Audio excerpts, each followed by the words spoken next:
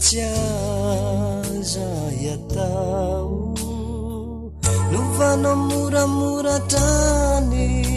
lay fitiavana nonya farany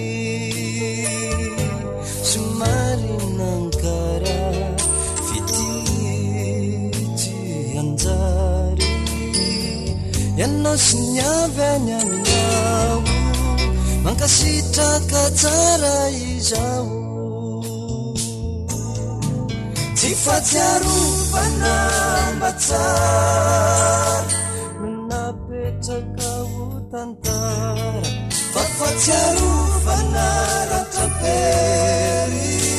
koboniko asa mirery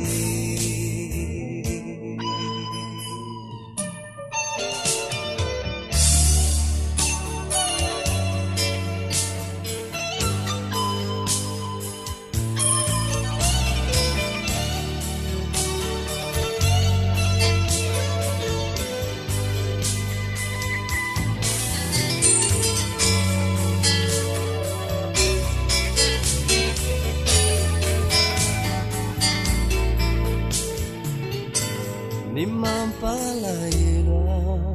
ianao tena say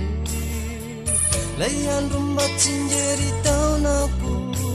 toa volon'andro ray ny saonako manakanao tsy vaovao tandremoary sao solafaka engane ianao ho tonga lafatra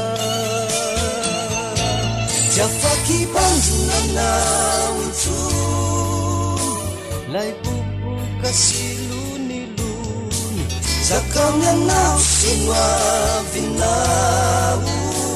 ho ararao ty tenizao zao lasakyany dirandozy